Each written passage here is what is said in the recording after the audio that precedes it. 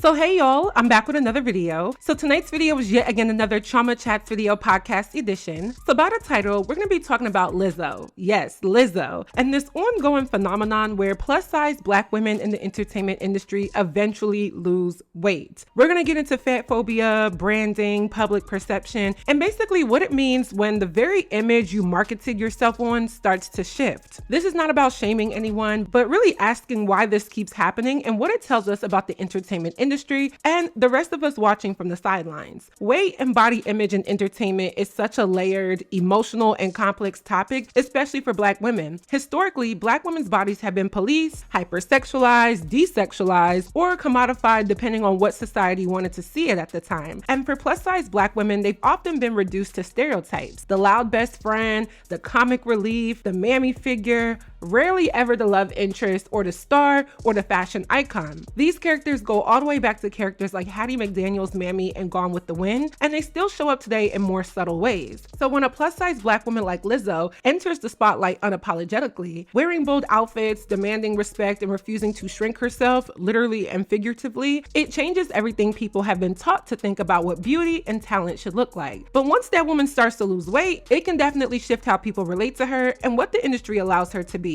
There's always this tension between authenticity and marketability, which I've talked about. What you want to be versus what people will accept. That's why conversations about body size, especially for black women entertainers, aren't just about health or fitness. They're also about access, control, and identity. It's never just about weight. It's always about how society rewards you after you change. So I wanted to talk about this because it was interesting, and I see Lizzo a lot on my explore pages, my For You pages, just all over my TL. And I've broken this video down into 5 main talking points. So without further ado, let's get right into this video. So starting off with point 1, that is the weight loss. What has been going on is that Lizzo has been losing weight. That is not a crime. That is not a scandal. It is just facts. And the internet definitely noticed. I mean, I did. And let's be real. When you're someone whose public identity has visually and vocally been tied to being plus size, people are going to talk. People are praising her for looking quote unquote healthier and for quote unquote glowing up or quote unquote finally taking care of herself, as if those things couldn't coexist with the body that she had before. But I get it. We as humans naturally praise what people deem as a positive change, and weight loss is technically one of them. I will say this, people are quick to use the word fatphobia, which I'll get into. And yes, I think it does exist to a certain extent, but it's also hard for me to accept everything as fatphobia when gluttony or obesity is obvious, and people want people to accept that body type or lifestyle for the sake of being politically correct. Some people are just fat. Whether it be by genetics, choice, diet, or laziness, some people are just fat. And there's a double-edged sword about it being accepted for the sake of making people feel good about themselves, and then also respectfully or honestly acknowledging that someone is just out of shape or unhealthy. Yes, before anyone goes there, yes, you can be bigger plus size and still be healthy. But I think people do rely on that being a fact for some plus size people, when that doesn't mean that it applies to everyone. Not everyone is big and healthy. So because of that, we get the lose weight comments from strangers, from trolls on the internet, from our loved ones, and from our healthcare providers. Americans are notoriously overweight on average. And I think when you're in a bubble that has a huge fraction of the population as clinically obese or physically out of shape, yes,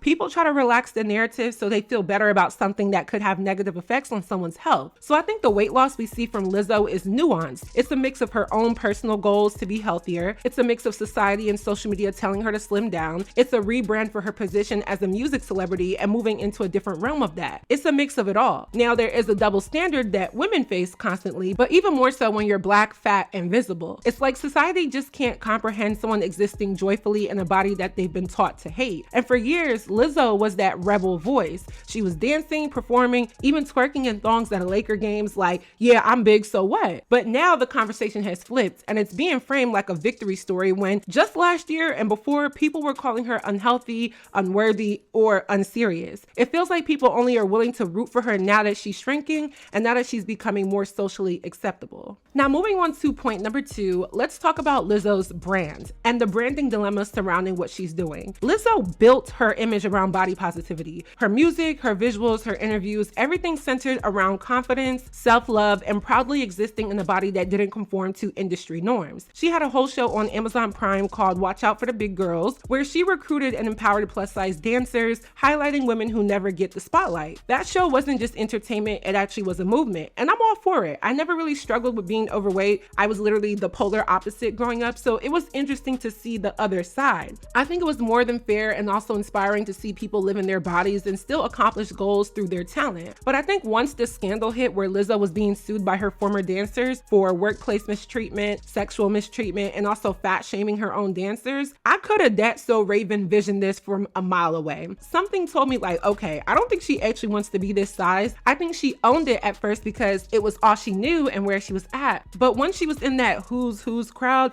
things changed. Now she's in a smaller pool of what people deem socially acceptable. Think about it. You can go to school or work or just go to the grocery store and you're more likely to see people of different body types. But in America, it's not a shocker to see bigger people. But at Hollywood events and entertainment spaces, people heavily prioritize their look and they're focused on the look. The slim but curvy, athletic but sort of voluptuous, toned belly but round booty and breast look. And yes, that's changing, but I think when Lizzo was immersed into stardom, that was and still continues to be the most socially acceptable body type for women, and also what is probably around her. She may not be wanting to look like an IG model, but I think she definitely wants to be smaller, more toned, or an hourglass version of herself, and for what it's worth, she's doing a great job if that's the goal. But now, seeing her quietly distance herself from the imagery that made people relate to her, or just applaud her confidence, feels like a contradiction. And it does make people wonder if that identity was embraced because it was authentic, or was it a marketable niche in an industry that thrives on being different. Body positivity became trendy for a moment, and Lizzo was a part of that. Big girls were in,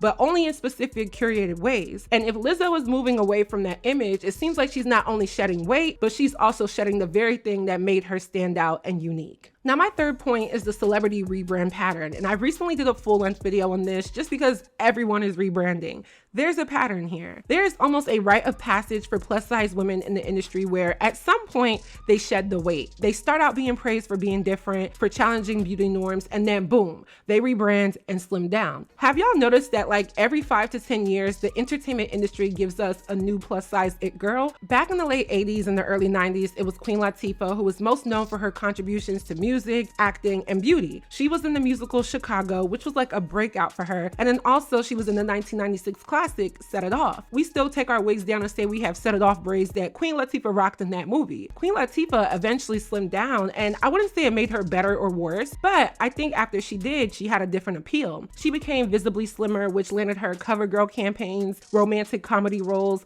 and mainstream hosting gigs. It's not a bad thing, but it is very telling. Then in the late 90s and early 2000s, it was Monique. Monique in her comedy career was built on being the bold, brash, funny, fat girl, right? She was proud of it too. She was loud about it too. She made sure everyone knew that she loved herself. She was literally in the 2006 hit movie Fat Girls, and that's a classic, but I think the movie itself basically speaks on the perception people have as a society towards plus size people. But later, she lost the weight and became a vocal advocate for health and fitness, which is fine, but the shift also made people question whether she ever truly felt secure in her body in the first place, or was it just a survival tactic? Then in the early and mid 2000s came Jennifer Hudson and also Gabrielle Sidibe. But Jennifer Hudson, who was already massively talented, she gained a new respect after her weight loss and Weight Watchers deal. Remember, she had Weight Watchers. It's as if she needed to get smaller to be taken seriously beyond just her voice. Jennifer Hudson is a force to be reckoned with when she sings, but she too made a physical transformation that did not go unnoticed, but got her more noticed.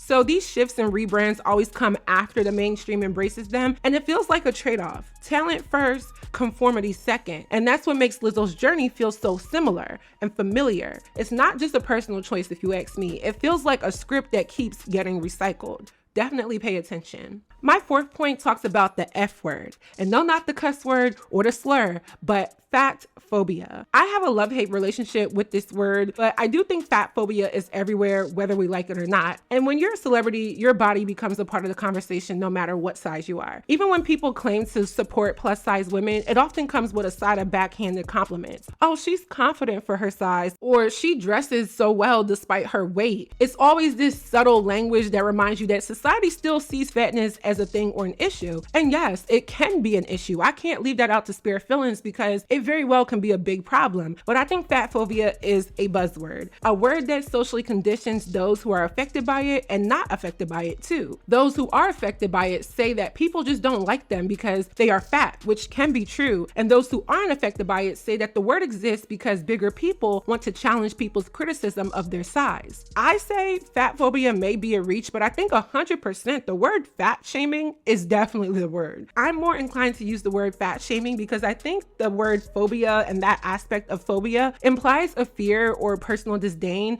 which isn't always the case. But fat shaming is really what most people, even fat people, are conditioned to do or experience. The words, the jokes, the bullying, it just is a way of teasing or shaming people. But I think people are a little bit unwilling to have sympathy for fat phobia and fat shaming because people perceive obesity or just being fat as something people can change or prevent. And to be honest, with Lizzo being the example, I guess it is kind of true that you can change it or prevent it. She is trying to come out of being considered fat, and she will essentially rid herself of that type of ridicule depending on how much weight she continues to lose. Even the praise Lizzo is getting now is basically laced with those same messages. Oh, she looks so good now. And people say that as if she didn't before. She always had a face card, like what? But what that tells us is that society only pretends to accept fat bodies. Let's be real. They're okay with it temporarily, but they're always waiting for the transformation. We don't really know how to celebrate plus size women without simultaneously rooting for their success story once they lose weight. That pressure, especially for Black women in entertainment, is very relentless. I've seen it for years. You can only be revolutionary until it starts to make people uncomfortable, which is why the change is usually inevitable. Now, my fifth and final point is talking about Ozempic and the new slim trend. Well, I guess it's kind of old now. We've been talking about it, but I'll be quick with this one. We can't ignore the Ozempic era. Right now, we're in a cultural moment where thinness is making a huge comeback. The BBL era is on its way out, and a lot of celebrities, especially women, are suddenly getting very slim very fast. Whether it's from Ozempic, intense fitness programs, or just aligning with the new trend, we're watching bodies transform literally in real time. And Lizzo's weight loss is happening during this exact moment, although she's been at it for a very long time, at least over a year now. But the timing does make you wonder, did she just want to feel better in her body, or is she trying to keep up with the changing beauty ideas? It's not a conspiracy, it really truly is a valid question. Because when Lizzo was new to the industry, that was at the peak of the thick girl era. That's when the girlies were still promoting Apetamin and Ensures. Crazy how a few years ago, people were literally telling you where to buy Apetamin, and now it's where to buy Ozempic. Hollywood operates on trends, and if being thick, voluptuous, and curvy was the 2020 aesthetic, 2025 is all about being lean again. That doesn't mean Lizzo is being fake, it just means she's probably aware that her image has to evolve and keep her marketable. At the end of the day, this isn't about policing Lizzo's body or anyone else. I definitely am not trying to be fat phobic. I mean, if she's happy and healthy, we should be rooting for her. But that doesn't mean that we can't ask questions about the system that makes women feel like they have to change in the first place. Why is it that every plus size woman who gets mainstream eventually shrinks and loses the weight? It does seem like there's only so far society will let a big body go. The celebration of weight loss always comes with the unspoken belief that smaller is better. Like, that's what people are actually celebrating. So yeah, celebrate her health and her change, but let's not ignore what this says about who we really allow to be in the public and for how long. So that is it for this video. I hope you all enjoyed. Please let me know your commentary on my commentary down below. If you haven't already, make sure you guys subscribe. If you're new here, welcome. We've been getting a lot of good views, a lot of new people. So thank you if you're new here. Let me know if you're new, welcome.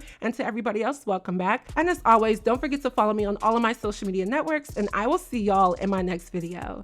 Bye, y'all. It's like Sonic, it's commendable. Was a ceremony, but now it's a festival. New money now, so you gotta move a decimal. Presidential suite, and it's looking all congressional. I'm so delectable. Pull your queen card, cause mine is a collectible. Better mind your business and stay up off my genitals. Probably make them high, cause my body's like an edible. Wait, let me stop, cause I'm trying to be professional. Damn. I know that's what y'all said when you heard that verse. Y'all was like, damn. Respectfully though. We on Victoria Island, like a gullah sun on my melanin, working on my color bubblegum pink fit. To you I like hubba bubba, need my check Friday. I'm calling you a mora soca. She making me, baby, I'm so fine. I damn wine, be sweet like